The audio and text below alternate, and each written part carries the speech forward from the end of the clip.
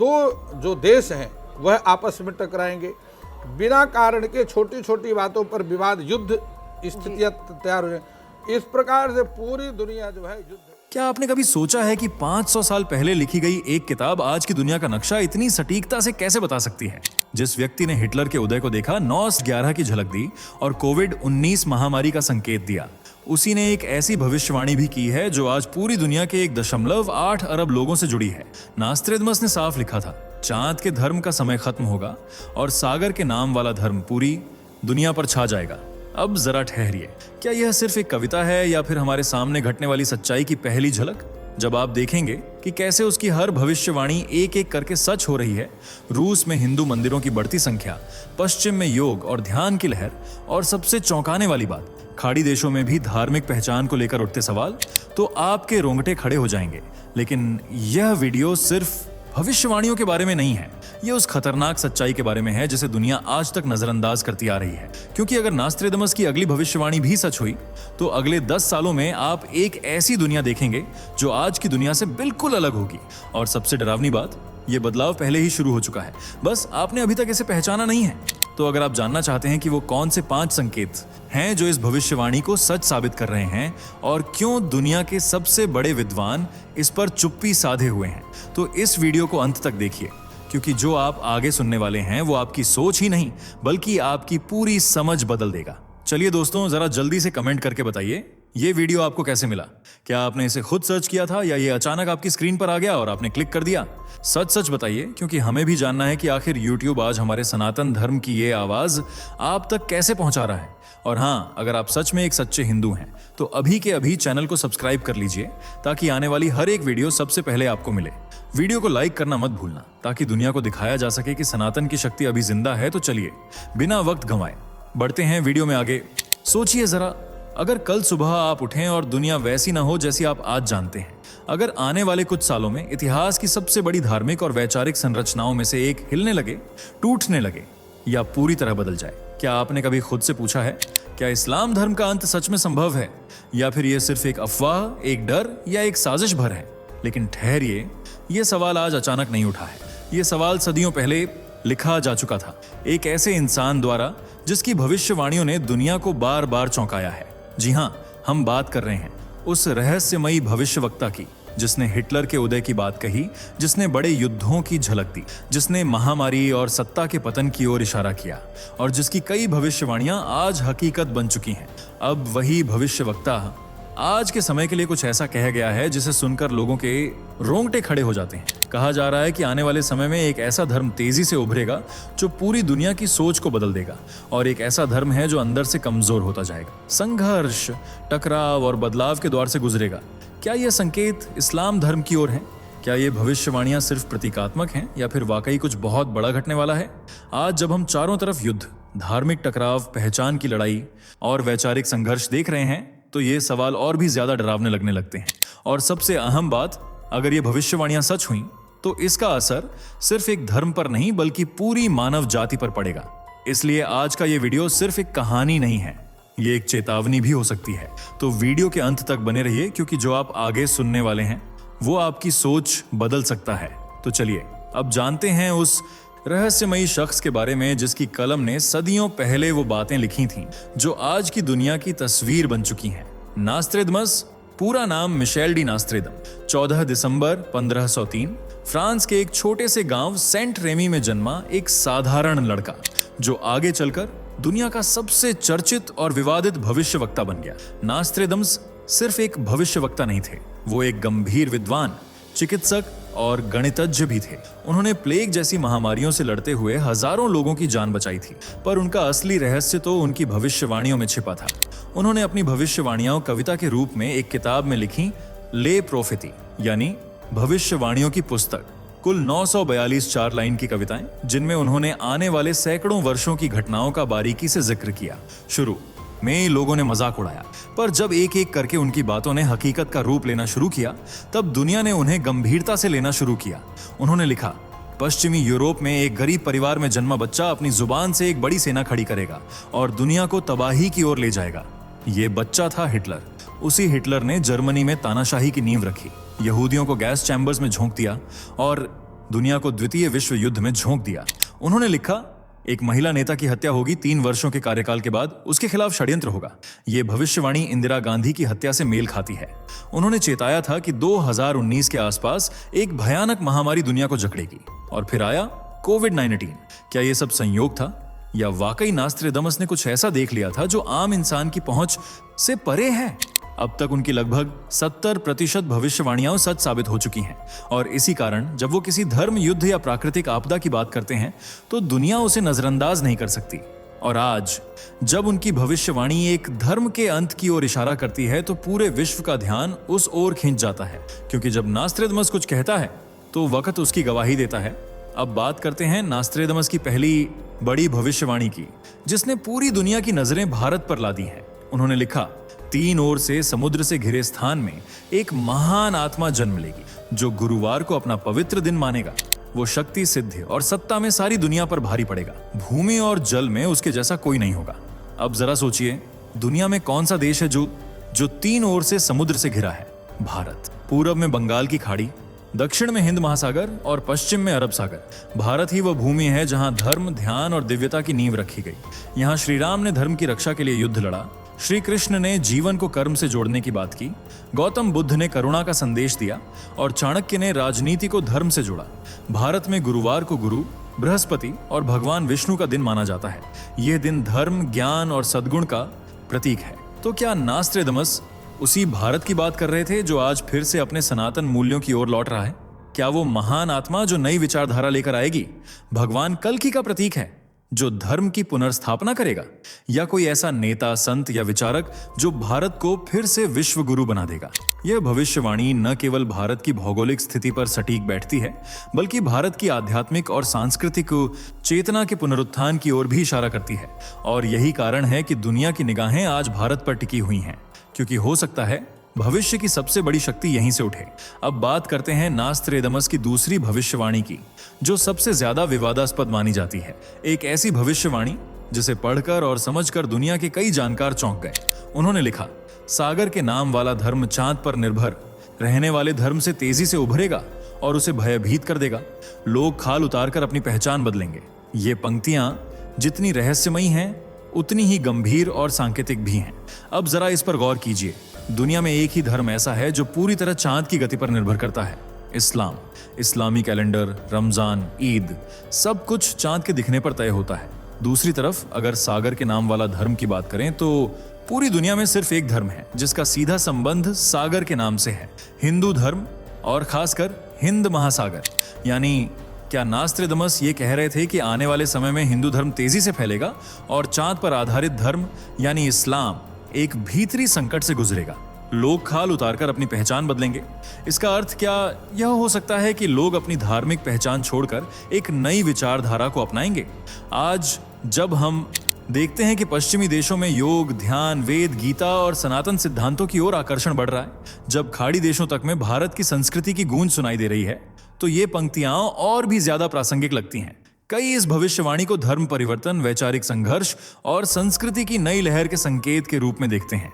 हमें नहीं पता कि नास्ट्रेडमस ने यह सब सच में इस्लाम को लेकर लिखा था या नहीं, लेकिन जो संकेत मिलते हैं वो कहीं ना कहीं एक बड़ी वैचारिक टकराव की ओर इशारा जरूर करते हैं। और अगर ये सच है तो आने वाले साल बेहद निर्णायक और ऐतिहासिक हो सकते हैं। नास्ट्रेडमस की तीसरी भविष्यवाणी एक नई दुनिया की कल्पना करती है, एक ऐसी दुनिया जहां विभाजन नहीं बल्कि एकता की विचारधारा होगी। उन्होंने लिखा, सांप्रदायिकता और संघर्ष के लंबे दौर के बाद सभी जातियां और धर्म एक ही विचारधारा की ओर झुकने लगेंगे। अब सोचिए, इतिहास में इंसान ने धर्म के नाम पर कितनी लड़ाइयां लड़ी हैं, कितना खून बहा है, कितनी सीमाएं खींची हैं, और फिर नास्ट्रेडमस कहते हैं कि यह सब एक दिन खत्म हो जाएगा। तो वो कौन सी विचारधारा है जो दुनिया को जोड़ सकती है? कई अध्येता मानते हैं ये संकेत सनातन धर्म की ओर जाता है, एक ऐसी संस्कृति जो न कभी शुरू हुई न कभी खत्म होगी, जो न किसी एक किताब में बंधी है न किसी एक भाषा में, बल्कि जो अनंत ज्ञान, चेतना और आत्मा की खोज पर आधारित है। आज आप देखें, अमेरिका से लेकर यूरोप तक लोग योग, ध्यान, वेदों और भगवत गीता की ओर आकर्षित हो रहे हैं। ओशो, सदगुरु, स्वामी विवेकानंद जैसे नाम पश्चिमी दुनिया में भी आध्यात्मिक प्रेरणा बन चुके हैं। यहाँ तक कि कॉर्पोरेट ऑफिसों में मेडिटेशन रूम बनाए जा रहे हैं। स्कूलों में बच्चों को प्राणायाम सिखाया जा रहा है। दुनिया अब शांति, संतुलन और आंतरिक ऊर्जा की तलाश में है और सनातन यही सिखाता है। तो क्या यही वह विचारधारा है जिसकी ओर पूरी मानवता बढ़ रही है? क्या वो दिन दूर नहीं जब धर्म का मतलब होगा आत्मा की खोज, न कि पहचान की लड़ाई? नास्त्रेदमस की यह भविष्यवाणी हमें यही उम्मीद देती है कि जब अंधकार गहराएगा तब एक प्राचीन रोशनी दुनिया का रास्ता दिखाएगी।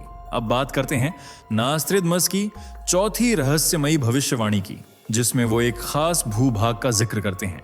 एक ऐसी भूमि जो इतिहास, संस्कृति और वीरता से भरी हुई है। उन्होंने लिखा, 5 नदियों के प्रसिद्ध द्वीप से एक शक्तिशाली नेता का उदय होगा। उसका नाम शरण या वर्ण होगा और वह अपने शत्रु को हवा के माध्यम से परास्त करेगा।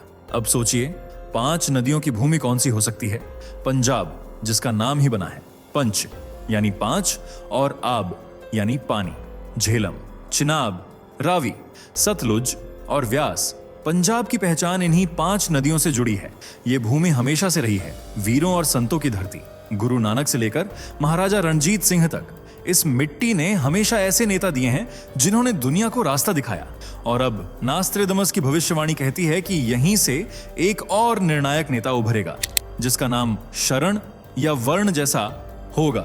ये नाम संकेत हो सकते हैं। शरण यानी शरणदाता, वर्ण यानी ज्ञान या व्यवस्था, और सबसे चौंकाने वाली बात, वह अपने शत्रु को हवा के जरिए खत्म करेगा। क्या यह किसी आधुनिक तकनीक या मानसिक प्रभाव की ओर इशारा है? आज जब भारत में नई विचारधारा, टेक्नोलॉजी और सैन्य ताकत एक साथ बढ़ रही है, तो यह भविष्यवाणी और भी रोचक हो जाती है। क्या पंजाब से कोई ऐसा नेता उभरने वाला है जो भारत की दिशा और दुनिया की सोच दोनों को बदल देगा? नास्त्रेदमस की ये पंक्तियां हमें आने वाले राजनीतिक और वैचारिक भूकंप का संकेत देती हैं, जिसका केंद्र शायद पंजाब होगा। अब बारी है उस भविष्यवाणी की जिसे सुनकर शायद आपको सबसे ज्यादा अचरज होगा। नास्त्रेदमस ने लिखा, उत्तर की बर्फीली भूमि में धर्म का नया सूरज उगेगा। वहां की आत्माएं प्राचीन मार्ग की ओर लौटेंगी और पश्चिम का एक कोना पूर्व की संस्कृति में समर्पित हो जाएगा। अब सवाल उठता है, उत्तर की बर्फीली भूमि कौन सी? रूस। सदियों से रूस एक सख्त, ठंडा और रहस्यमयी राष्ट्र रहा है, लेकिन आज वहां कुछ बदल रहा है। कुछ ऐसा जो नास्त्रेदमस की भविष्यवाणी को हकीकत में बदलता दिख रहा है।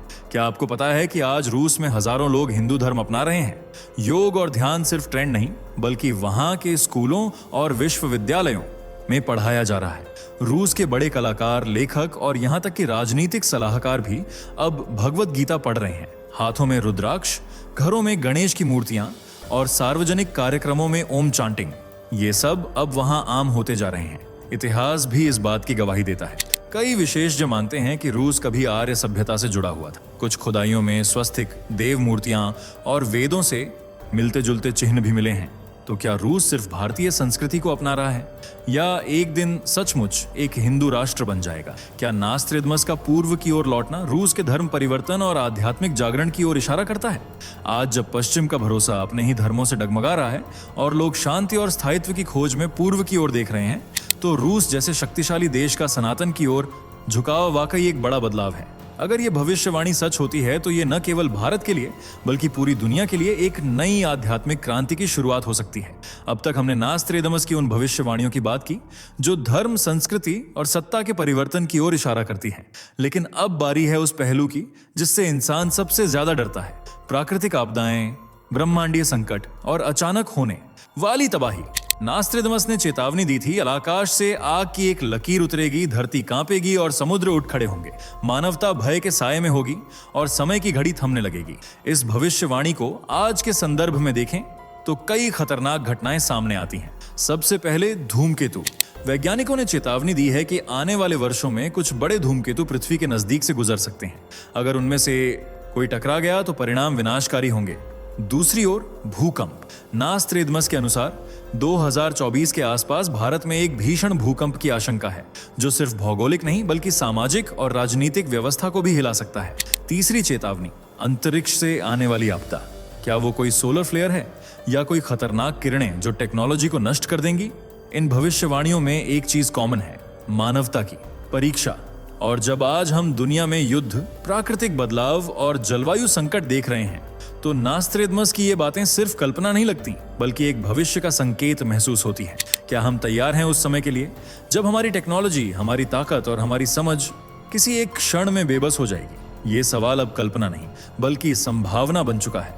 अब जब हमने नास्त्रेदमस की तमाम भविष्यवाणियां समझी तो सवाल उठता है, क्या वाकई इस्लाम धर्म का अंत होने वाला है?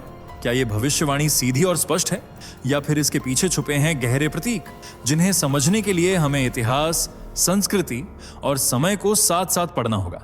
नास्त्रेदमस की लिखी पंक्तियां कभी भी सीधी भाषा में नहीं होती। वो संकेत देते हैं, रास्ता दिखाते हैं, लेकिन निष्कर्ष निकालना हमारे विवेक पर छोड़ते हैं।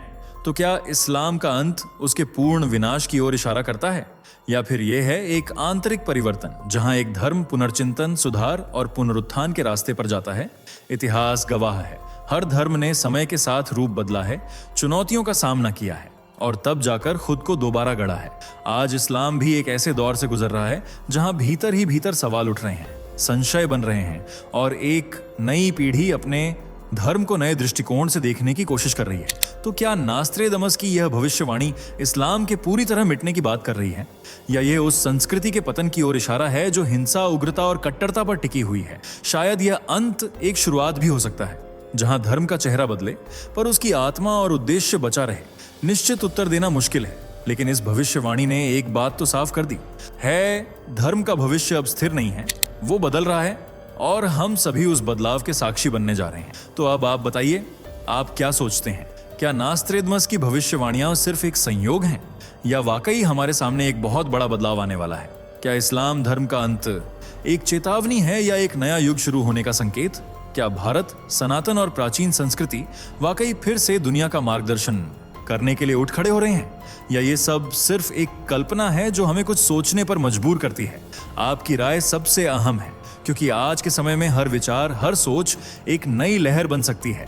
तो कमेंट में जरूर लिखिए आपको कौन सी भविष्यवाणी सबसे सटीक लगी। क्या आप इन संकेतों पर विश्वास करते हैं या आपको लगता है कि यह सब महज कल्पना है? वीडियो पसंद आया हो तो लाइक कीजिए, चैनल को सब्सक्राइब कीजिए और इस वीडियो को शेयर कीजिए ताकि ज्यादा से ज्यादा लोग इन गहरे सवालों पर सोच सकें, क्योंकि कभी कभी एक सवाल ही पूरे युग को बदल सकता है। अब आप जाइए और अपनी आवाज को दुनिया तक पहुंचाइए। तो चलिए एक बार फिर संक्षेप में याद करते हैं। आज हमने जाना उस भविष्यवक्ता के बारे में जिसकी भविष्यवाणियां सदियों से लोगों को चौंकाती आ रही हैं, नास्त्रेदमस। हमने देखा कि कैसे उसने हिटलर, इंदिरा गांधी, कोविड-19 और दुनिया भर की कई घटनाओं को पहले ही अपनी कविताओं में दर्ज कर दिया था। हमने पढ़ा उसकी वो 5 भविष्यवाणियां जो आज के दौर में हैरान करने वाली सटीकता के साथ भारत, हिंदू धर्म और इस्लाम जैसे विषयों पर सवाल उठाती हैं।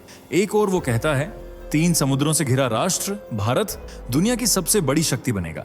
दूसरी ओर वो इशारा करता है एक ऐसे धर्म के अंत की ओर जो छांत पर आधारित है, यानी इस्लाम। वो कहता है कि दुनिया एक विचारधारा की ओर झुकेगी और पंचंद की धरती से एक निर्णायक नेता उठेगा। यहां तक कि रूस तक में सनातन की लहर उठेगी। क्या वो एक हिंदू राष्ट्र बनेगा? फिर आती हैं चेतावनियां, धूमकेतु, भूकंप, अंतरिक्ष से खतरे, मानवता के सामने खड़े ऐसे संकट जो केवल भविष्य नहीं बल्कि एक चेतावनी है। और सबसे बड़ा सवाल, क्या वाकई इस्लाम धर्म का अंत आने वाला है या ये सिर्फ एक रूपांतरण की शुरुआत है? इन तमाम बातों के बीच एक चीज तय है, दुनिया बदल रही है और उस बदलाव के संकेत कई 100 साल पहले लिख दिए गए थे। अब वक्त है सोचने का, समझने का और दिशा चुनने का, क्योंकि भविष्य इंतजार नहीं करता। दोस्तों, आपके स्क्रीन पर 2 और वीडियो दिख रही हैं, जिसे देखने के लिए आप स्क्रीन पर क्लिक करें। दोनों देखिएगा, बहुत अच्छी वीडियो बनी है।